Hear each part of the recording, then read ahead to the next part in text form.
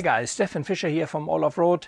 Thank you very much for tuning in. If you haven't already done so, please like and subscribe to my channel. It would be greatly appreciated. In this video, I will explain how I have been scammed on Facebook, what I did about it, and if and how I got my money back. So keep watching. So not too long ago, I saw on one of the Facebook groups in one of the normal posts that someone crashed his Mavic 2 Air and has 2 batteries for sale. It wasn't really a pushy sales post, it was just a mention there. Given that I just bought a Mavic 2 Air and only have 3 batteries, I thought, oh, with another 2 batteries, it would be good for me for all my filming. So I sent this guy a message. Actually, I first checked out his profile, but only with a cursory glance, unfortunately. His profile picture showed a Caucasian guy with kids. He had a few drone shots up there. So on the first look, everything really looks all right. So I sent that guy a message, we started chatting and so on, and he did a pretty good job.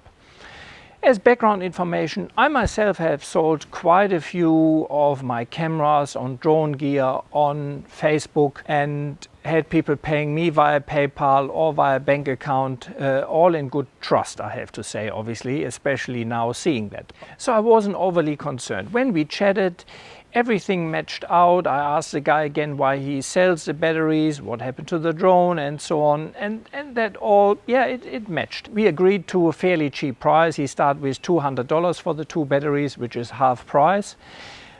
We agreed to $180 including postage. I then texted with him. I said, look, I won't pay that up front though, you know, and after going front and back, he agreed to make half payment now. I sent him my profile, I sent him the link to my channel to ensure him that I don't run away. And we agreed sending half payment up front via PayPal and the other half then when the item arrives. So he sent me a payment request and I had him confirming in the message what exactly that deal is for, the money exchange, so that I had a paper trail of that.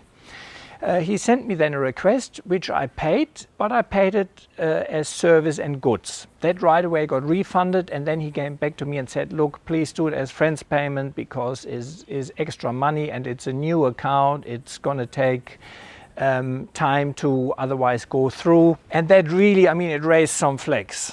And so I told him, look, I'm not really that keen to do that. And he did a good job. He wasn't pushy. He told me, oh, look, I have people of law enforcement in the family, and we had a chat forward and backwards. And he then said, look, just send me $50. I have seen your Facebook profile and your YouTube channel. I trust you. You pay the rest when you receive the goods. So stupid me then. I paid him again, but the $90 we originally agreed, because I thought, shit, it all pans out, the guy looks legit, so I paid the $90. The instant I paid that $90 as a friend PayPal payment, he disappeared. So I clicked on his Facebook profile and I was blocked. Okay, that obviously raised my flags now, so I did more research, which I should have done, admittedly, from the beginning. Too trusting, silly me, my fault. No, not my fault, actually, for scamming people out of amounts of money, so that's not my fault. But I should have done a bit more due diligence. But I guess that's how that guys operate. They have actually reasonably small amounts. You know, it was $90 or maximum $200. A lot of people won't make too much hassle about, and then including myself, it's embarrassing that I fell for that, and I think the most people will not publicize that. And my initial response was, okay, shit, write that $90 off, is not gonna change my life, and just forget about it. But then I thought, no, hell, that is exactly what that guy wants. He is preying on people. He is hoping that he gets small amounts, under $200, $300 from people, but do that consecutively and really earning a good amount of money by scamming people, and that all before Christmas. And I thought, no, I'm gonna put it online to hopefully help some people to not fall in the same trap and losing money that way. So once he blocked my profile, then I also noticed that actually the PayPal transaction was in a different name. So I looked at that name on Facebook and it only came up with 2 people which are both in Africa and are black. And then I thought, ooh, okay. Look, I don't know where these are exactly the same people, but it was interesting that both of that names, it was an interesting name, Toitona something, which I haven't heard before, were both in Africa. Then I did something else. I logged in with my wife's account, went onto his profile, which was still up, and I looked at his friends list, which I did not do before. And that's when the light bulbs went off, because pretty much all of his friends are in Africa. All of his friends are black, and it did not correspond at all with his profile images and so on, which looked like a Caucasian white male with 2 kids and living in Melbourne. My biggest mistake was to then make the payment to friends and family. But he came up with some pretty good explanations why I should pay via friend payment on PayPal and not for goods and services. In hindsight, obviously silly of me, but yeah, anyway, I to be honest, I have done the same. I ask people to make a friend payment because it really cuts down the exorbitant PayPal fees. Okay, I'm not giving up without a fight though. So I posted his profile picture and the experience on all the DJI forums I'm on. And right away I had some people commenting, oh, I nearly fell for the guy. I had some people commenting they fell for him. When I looked a bit close on his Facebook profile and looked into some of the comments for his post, people were asking for the money back. So it became pretty evident that that really was a scam. I then went to cyber.gov.au and reported it as a cybercrime. That also files a police report and gives you a report number. This report number I quoted to ANZ when I requested the reversal of the direct debit from PayPal.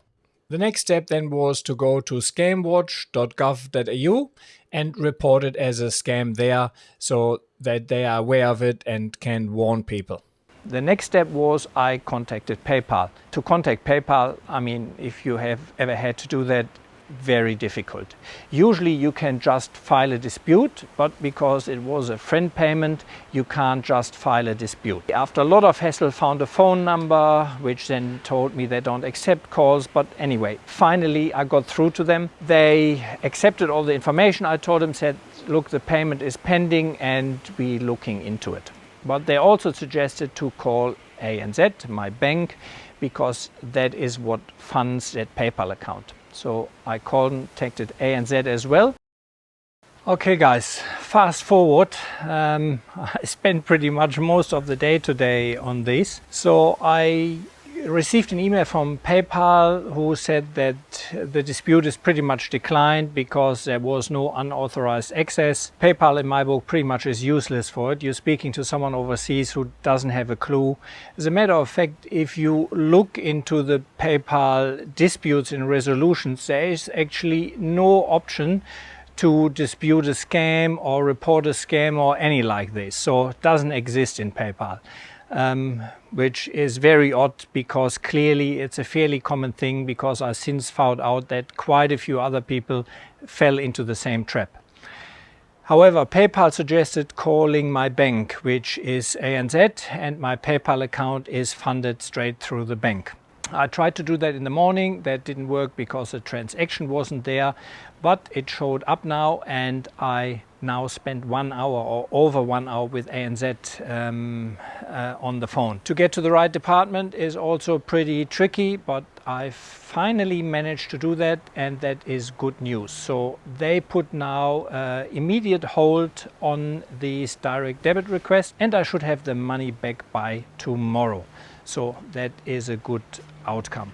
However, it cost me the most of the day working on that stuff now. But look, it is what it is. I can only suggest never make a friend payment if it's for product purchase. But I have to say, the scammer did a pretty good job convincing me. I went through all the correspondence again, and there were a lot of small little psychological points he used to suck me in there. So fool on me. Before I finish off that video, let's have a look at a few tips how you can prevent being scammed on Facebook. It is what it is. Please share it and let's try to put a stop to this kind of scamming. And given you're already here on my channel, please check out some of my other videos and maybe like, subscribe, and if you can, even head over to Patreon and shout me a cup of coffee or two per month to help me make these videos. Thanks a lot and hope to see you along the tracks.